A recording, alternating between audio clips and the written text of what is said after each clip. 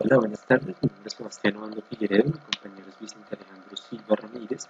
El día de hoy nosotros les vamos a explicar lo que es el puente inversor trifásico. Este es un circuito de puente inversor trifásico, no es más que, digamos, su definición general, sirve como un conversor de energía DC a energía AC. Fundamentalmente, este puente inversor consta de 6 transistores, de Q1 hasta Q6, como lo podemos ver aquí, y también con diodos de marcha libre, desde D1 hasta D6. Fundamentalmente, eso es todo el montaje, también cuenta con un par de capacitores y, pues, lógicamente, su fuente de entrada DC. ¿Qué es lo correspondiente a este circuito? Su principal característica, o digamos su principal objetivo, consiste que mediante la secuencia de switcheo ideal, que ya ahorita explicaré eso, se obtenga un voltaje de salida trifásico o base balanceado con cada una de las señales desfasadas 120 grados. Este, este circuito consta con dos modos de operación, uno de 180 grados, el cual es el más usado, en el cual cada transistor opera durante la mitad inferior. Y también consta de otro modo de operación de 120 grados, donde cada transistor opera un tercio inferior. Entonces, ¿para qué sirven los diodos de marcha libre? Esto se hace con el fin de, o digamos, se colocan con el fin de poder conducir la corriente inicial que se da al momento de la conmutación. Y las salidas de este circuito son estas salidas que se ven aquí, la salida A, la salida B y la salida C. Y con base en esto, digamos que estas salidas son los voltajes de fase, y con base en esto se obtiene, digamos, todo lo que es la lógica AC del circuito. De igual manera, también hay que resaltar que como vamos a estar trabajando con un circuito que genera un voltaje AC, entonces la conexión de la carga se puede dar de dos maneras, la conexión en delta y la conexión en Y. Aquí están los distintos modos o circuitos equivalentes para la conexión en Y. Fundamentalmente vamos a trabajar con la conexión en Y.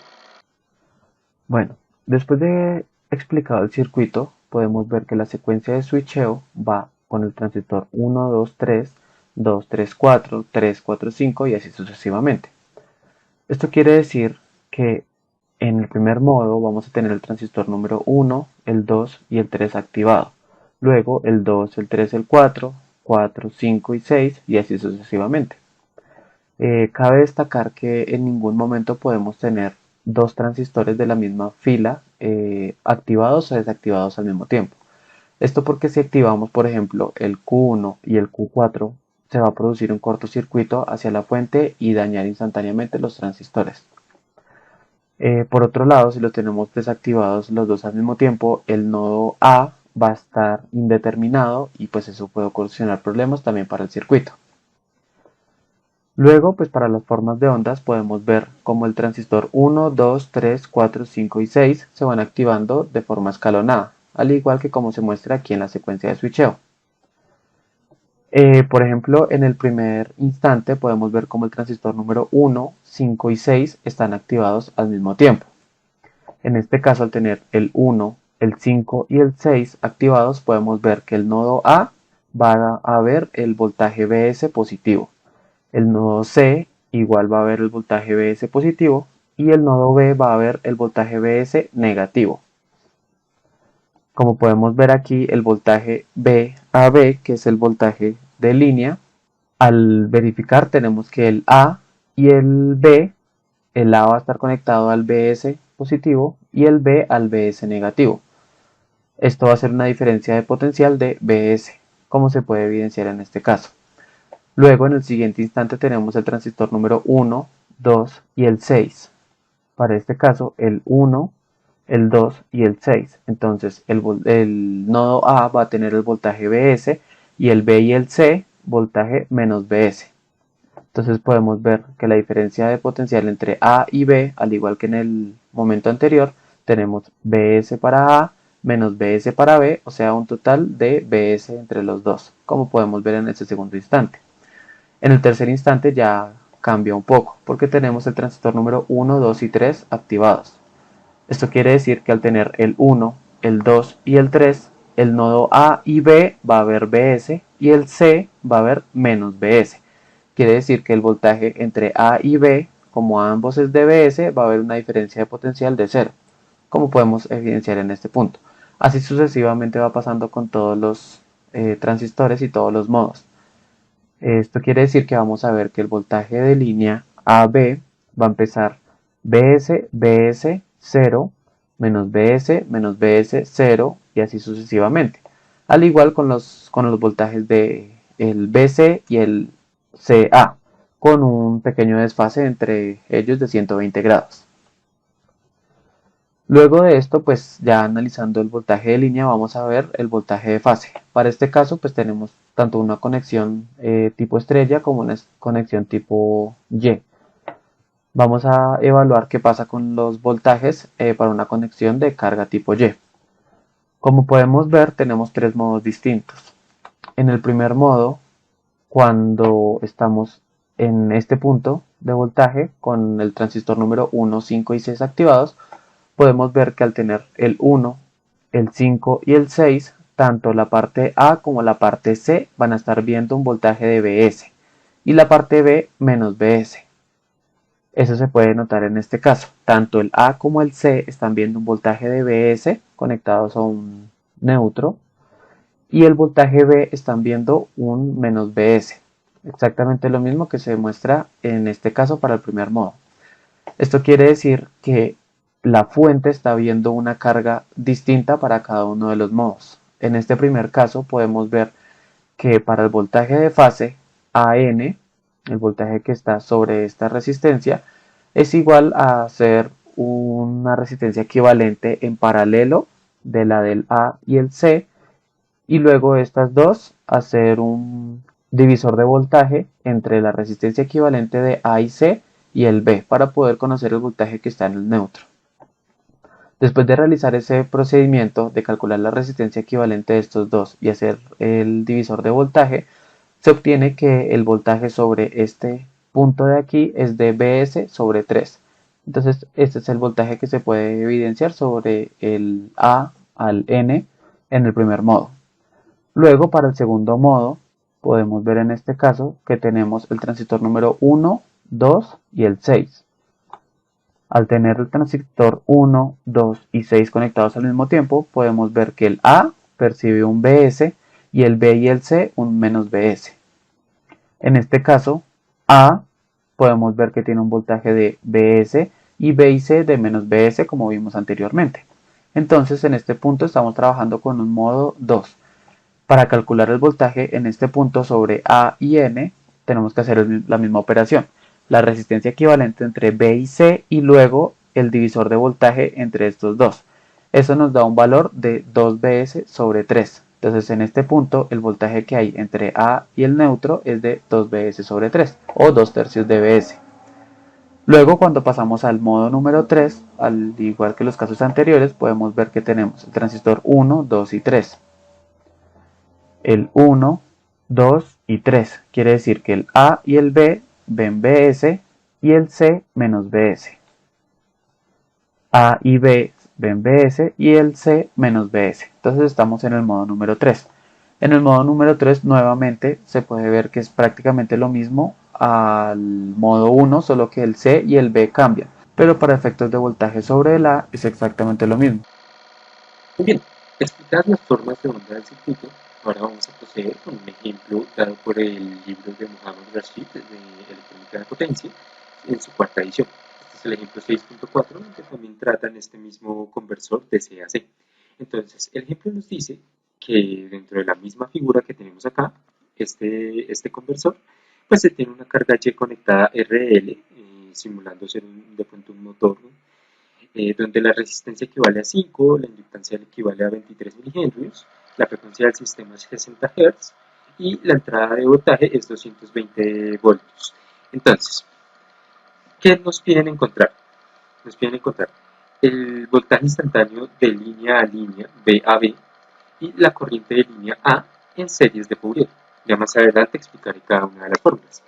También nos piden determinar el voltaje de línea RMS-BL, el voltaje de fase RMS, el voltaje de línea RMS en su primera fundamental o en la frecuencia fundamental. También nos piden encontrar el voltaje de fase fundamental para la frecuencia fundamental. Y ya posteriormente nos piden encontrar la distorsión armónica total, el factor de distorsión, el factor factor de armónicos y el factor de distorsión para el lowest order harmony, que es el armónico de menor orden. Y también, por último, pues ya nos piden analizar cómo es o cuánta es la potencia de salida que está entregando el conversor. Y por último, también para los criterios de diseño, cuánta corriente cruza por los transistores del circuito. Entonces, aquí podemos ver cada una de las fórmulas, digamos, que se van a emplear en grandes rasgos. Entonces, posteriormente explicaré cada una. Digamos, aquí ya esta es la solución que nos brinda el libro, donde también cosas a resaltar, encuentran la impedancia equivalente, como es un circuito de RL, pues se encuentra de esta manera. También, pues al momento de hacer el cálculo del voltaje B a B, nos dan todos estos números. Entonces, ¿cómo se fundamenta esto? Si ustedes se dan cuenta, en esta primera imagen que tenemos acá, tenemos el voltaje B a B, en el cual es su expresión en series de Fourier, donde, si bien aquí no lo dice, se busca omitir el armónico número 3 o múltiplos de 3, ya que si ustedes se dan cuenta, en el segundo seno de pi pues queda 0, entonces esto quedaría pues toda la sumatoria con 0, entonces por eso se omiten esos cálculos de la sumatoria. También podemos ver el desfase de 120 grados entre cada una de las fases, aquí pi sextos, menos pi medios y menos 7 pi sextos. Así se da ese desfase. De igual manera, pues este omega se encuentra pues por 2 pi por la frecuencia. Eso sería fundamentalmente el cálculo. Ya posteriormente, ellos aquí encuentran la corriente del circuito. Entonces, esta corriente del circuito también se obtiene en una fórmula ya predeterminada, donde si nos ponemos a detallar, es la misma fórmula de voltaje, lo único que le hacen, digamos, ustedes saben bien que voltaje es corriente por resistencia, por lo tanto la corriente será igual a voltaje sobre resistencia. En este caso, como la resistencia es una carga RL, entonces se le coloca la magnitud de la impedancia y el ángulo de la impedancia, se le resta aquí al final. Y eso sería toda la modificación y se hace nuevamente todo el procedimiento para encontrar dicha corriente en series de Fourier. Ya luego nos pueden encontrar el voltaje de línea, el voltaje de fase, el voltaje de línea de la primera armónica, que ya son fórmulas directamente dadas por el libro, que pues aquí se hace como la demostración, la integral de donde salen cada una de estas fórmulas y nos da aproximadamente estos tres valores. Entonces directamente ahí se reemplaza y nos dan estos voltajes de 179, 103 y 171 voltios. Posteriormente nos pueden encontrar el voltaje de fase de la frecuencia fundamental. Entonces, escoger el voltaje de línea que previamente nos dio, este 171.53, y como este es un circuito trifásico, pues fácilmente se hace aquí, se divide sobre raíz de 3 y se obtiene esta ecuación. Ahora, para encontrar el contenido de distorsión armónica total, entonces aquí la fórmula nos dice que es este primer voltaje de línea 1 por la sumatoria de los voltajes de línea hasta cierto punto, ¿no? Entonces aquí es lo que hace. Esta sumatoria de voltajes de línea con el primer voltaje de línea fundamental y el voltaje de línea total. Esto elevado al cuadrado, su sumatoria, en este caso se resta, y en la raíz de eso pues nos da este valor en términos de BS. Y ya con base en eso pues podemos encontrar el contenido de distorsión armónica total que nos da 31.08. También podemos encontrar el contenido armónico en RMS del voltaje de línea. Esto lo hacemos con el fin de encontrar el factor de distorsión armónica, es esta fórmula que podemos apreciar acá. Entonces, nuevamente ellos hacen el análisis y les da, digamos, todo esto es un proceso bastante largo, pero aproximadamente ya alguien hizo estos cálculos y le dio 0.0941 por el voltaje de entrada. Entonces, ya con eso podemos entrar otra vez a la fórmula y nos da 1.211% de factor de distorsión. Luego ya para los cálculos de la armónica de menor orden, entonces se encontró que era el 5. Entonces, para el voltaje de línea de la armónica de menor orden, o sea, el voltaje de línea en quinto orden, se coge el voltaje fundamental de la frecuencia fundamental y se divide en 5. Por lo cual, digamos, esto ya en términos de porcentaje, pues da un 20%. Y también, digamos con esta fórmula sencilla se puede encontrar el factor de distorsión en la quinta componente, con esta fórmula también sencilla, que sería el voltaje de línea previamente encontrado sobre,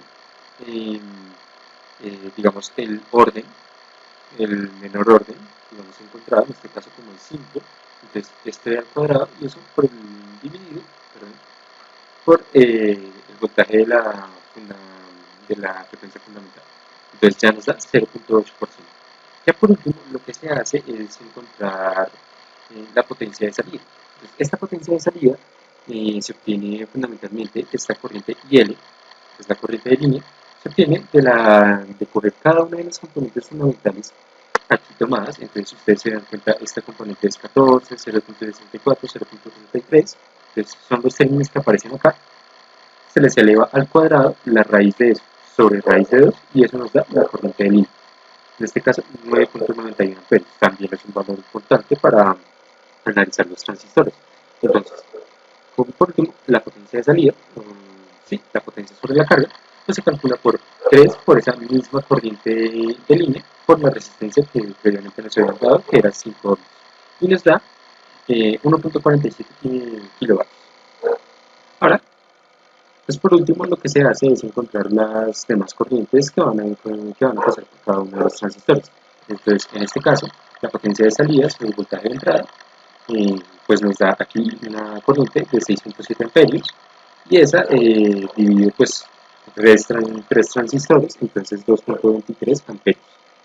También la corriente de línea, o digamos la corriente de línea que cruza en RMS para cada uno de los transistores. Entonces se da como esta corriente de línea que previamente habíamos encontrado acá, sobre la raíz de 3 por un circuito trifásico y nos da 5.72. Entonces ya con estos dos valores podemos saber a qué condiciones están expuestos los transistores y podemos entrar a analizarlo digamos, qué dispositivo sería óptimo para la aplicación. A continuación, pues ya les dejo con mi compañero para revisar la respectiva simulación. Para efectos de la simulación, se puede ver que estamos simulando exactamente el mismo ejercicio que se acabó de realizar, con un voltaje de entrada de 220 voltios, una resistencia de 5 ohms, una inductancia de 25 milihenrios y como la frecuencia es de 60 Hz, hallamos la velocidad angular que es 2pi por esa frecuencia que nos da 377 radianes sobre segundo. Los cálculos antes de poder realizar el ejercicio se calcula el tiempo que se demora en hacer un ciclo, que es 1 sobre la velocidad angular. Luego el tiempo que debe permanecer encendido el pulso es de ese tiempo a la mitad, debido a que este inversor requiere que el encendido y apagado de los transistores sea de la mitad del tiempo. Luego se calculan unos tiempos de retraso para poder generar los pulsos de los 6 modos distintos, y lo que se hace es dividir ese tiempo que dura todo el ciclo completo y dividirlo en 6. Luego el siguiente tiempo es ese mismo tiempo 2 veces, luego 3, 4, 5. Y por último, pues calculamos ya valores para poder realizar una buena simulación y poder ver y evidenciar mejor las gráficas. Este es el cálculo de los pulsos para cada uno de los transistores. Todos inician en 0 y terminan en 5. Cada pulso tiene su tiempo de retardo, como se calculó anteriormente, y el tiempo de encendido y el tiempo de duración completo.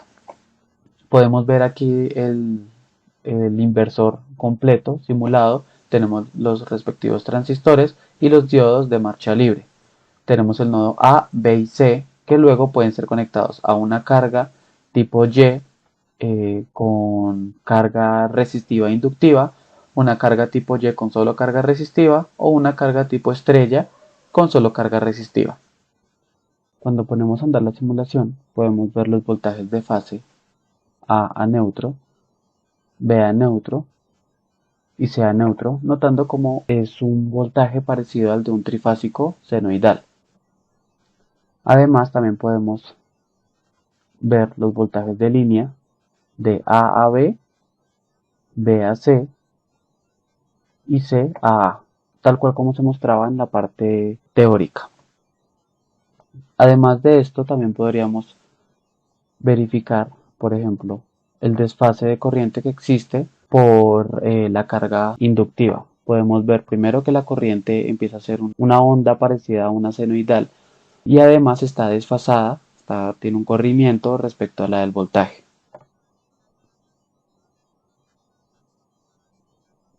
Por otro lado, también podríamos empezar a verificar, por ejemplo, para el voltaje de fase,